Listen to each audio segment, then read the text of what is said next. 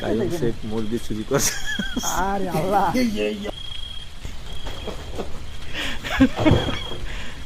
দোস্ত এই কেমন কর,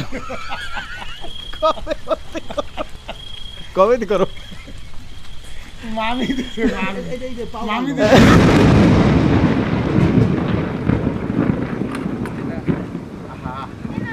আঘাত কর।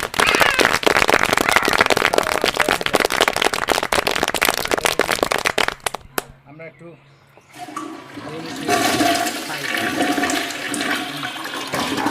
আপনারা দেখছেন যে এই যে আমরা সাপ, এই সাপটা হলো বিষাক্তধর সাপ, যে সাপটা কামড় দিলে অথবা মানুষ যে কোনো মতে মৃত্যুবরণ করতে পারে। তাই আমরা গহীন জঙ্গলে যখন বসবাস করি তখন এই সাপগুলো খেয়ে থাকি, এজন্য আমাদের শারীরিক